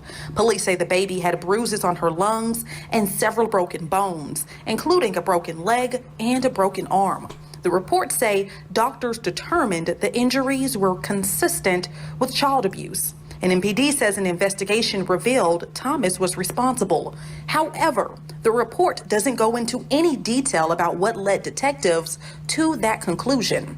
Thomas's mother told us she doesn't believe Thomas would harm her children. Jamisha Thomas is not a bad mama. She loves her kids. Thomas was charged with child abuse, and a warrant was issued for her arrest. Court documents say on October 5th, the Tennessee Department of Children's Services attempted to take all of Thomas's children, but the mother allegedly took off with all the kids. It was at that point she was charged with kidnapping, and another warrant was issued. If she was all this that y'all gave her charges with, why y'all lock her in Labana when she brought the kids there? Thomas's children were found safe on November 10th at a home on Nathan Avenue. She turned herself in the next day. Reporting in downtown Memphis, Cormitra Wilborn, WREG News Channel 3. Somebody in the chat said that this story is full of idiots. I 100% agree. Now, as much as I might want to be funny, I'm actually not trying to be comical, because everything I actually said relates to these children growing up and just barely surviving, if they even do that. I want y'all to think about this. We haven't even focused on the fact that there is a 1-year-old baby that had broken ribs, a broken arm, and a broken leg. Maybe you could explain if the baby only had one of those 3 things, but the baby had all 3 of those things. You might be able to explain an accidental broken arm, but I don't think you can, but you might.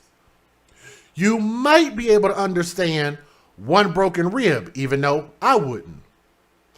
You might even be able to understand how a child is just learning how to walk or getting to that point between ages 1 and 2 might have a broken leg from an accident of trying to stand or something.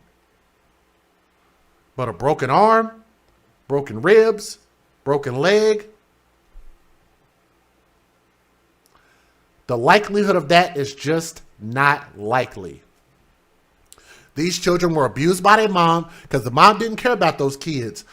Those kids are a paycheck to the mother. Hello? Let me explain. When I say babies for benefits, why would she fight so hard for the kids? Well, let me explain to the crazy-headed grandmothers, as well as that dude that y'all was saying is a woman, but I don't think that was a woman at all.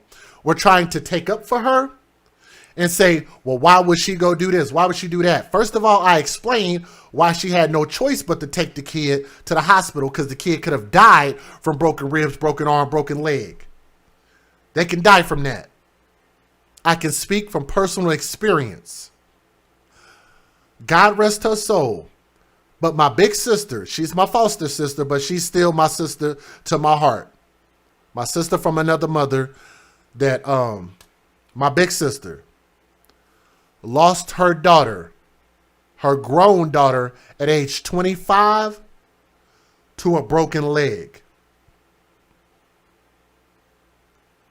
She was grown. She was not 1 year old. She was 25 years old. And she had a blood clot. And she died.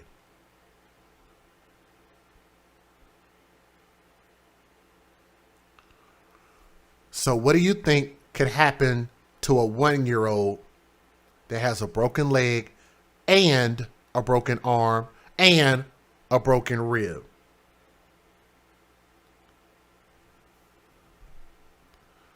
And you're talking about children witnessing this bad behavior, witnessing this bad parenting, witnessing the fact that this woman probably has multiple baby dads, because these children are between the ages of 1 year old to 10 years old, which means there is a high likelihood that those children don't have the same father because she's unmarried. And if she's unmarried, and most women who have children after their first child will have another child within 24 months, which means the fact that she didn't have these children in a span of 1 year to 24 months, between the ages of 1 and 10, if you have 4, that means there's a gap in there. And that gap usually means that you didn't continue to produce those children by the same man, multiple dads, and those children don't see any of those dads in their life because they were not present for whatever reason, whether it be jail or whether that's just because they weren't shit and didn't want to be in these kids' lives. They just wanted some sex like most men do, which is also why you should protect your womb, because that's all most men want. The power is in the woman's hands.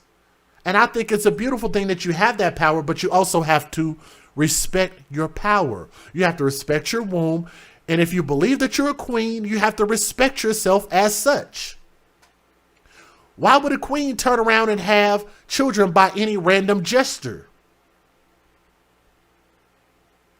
Just any gesture. Doesn't matter where you came from. Doesn't matter your lineage. Don't matter what you represent. I'm going to have your kid anyway.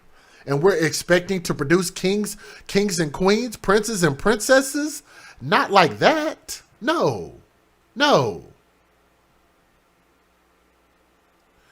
Then you look at how the mother treats her own body. Having children by anybody and everybody. What are the children going to do? What are the children going to treat their hair like? Because if we say that the crown of the head is so important that it represents almost kind of like a spiritual energy, then what type of energy does a person have who constantly covers up their crown?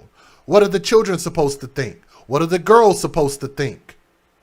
It seems that the boys, especially, you could even look at the NBA, because you can't really look at the NFL quite as much because they always wear helmets, but you can look helmets. Anyway, but you can look at the NBA because they don't wear helmets, and you can look at how those young men who also didn't have fathers in their life wear their natural hair. Some of them. Most of them do. Most of them wear their natural hair, and I'm talking about even if you include the ones that get a little bit of them hair plugs from time to time, outside of the anomaly, which is the anomaly. Those men are proud to rep their own hair, have it happy and nappy, dreaded up, braided up in these different designs. I think that's a beautiful thing because they embrace themselves. So even though the boys actually didn't learn a sense of self-pride from having a father in their life, but the girls haven't. But the girls are the ones having the kids that are primarily raising the kids.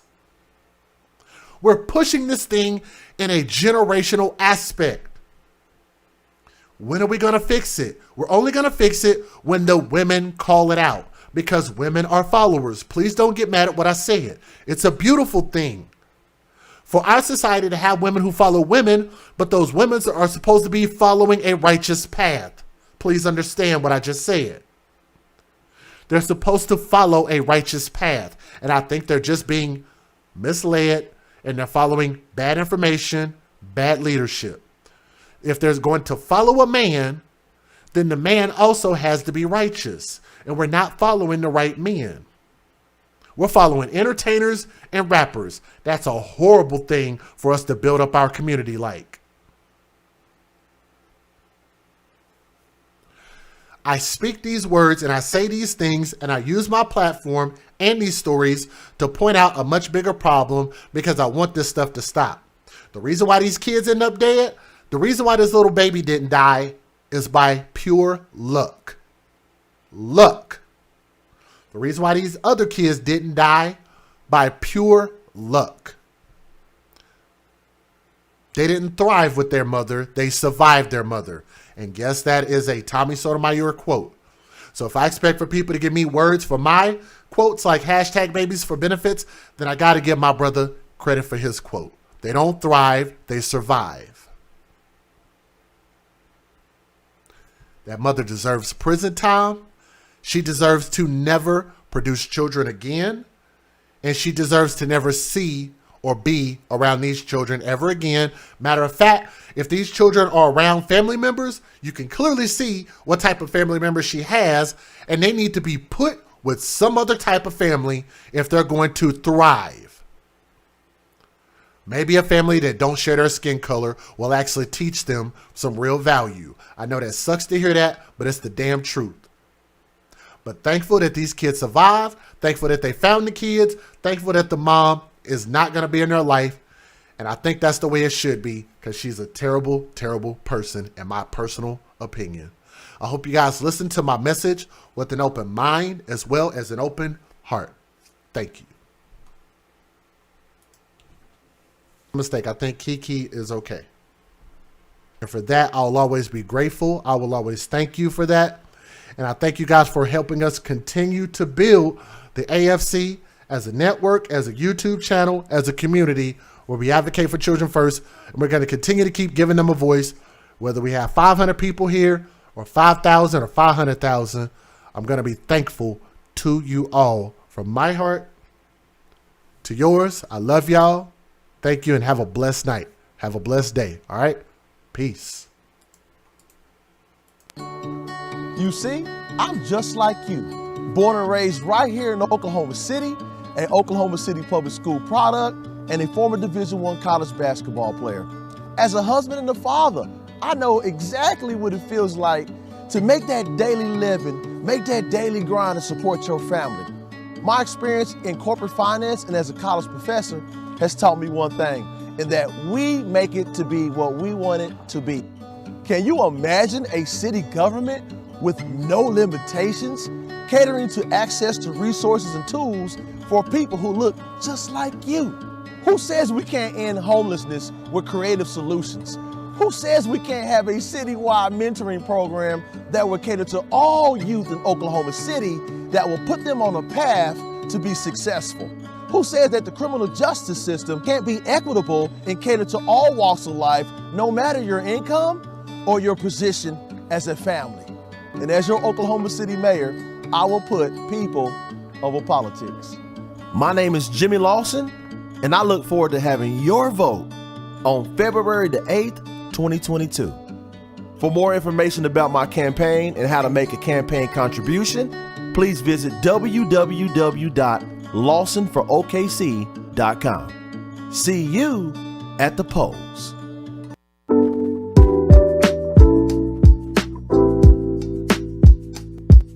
Check out this wonderful organization that I'm proud to be a part of. It's called Bags for Kids, BAGS4KIDS.org. And check out their website. They really help a lot of kids in foster care, giving them a permanent piece of luggage and also a lot of items that they might need so that they feel that they belong, which they do. So go to the website, bags4kids.org. So go for it. It's a great place, and they're doing great work.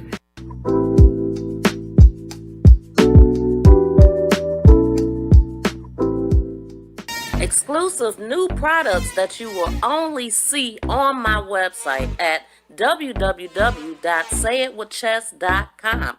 These products are made special by my mother, Keyline Designs. The hoodie blankie, the face mask, as well as the 4-in-1 African head wrap.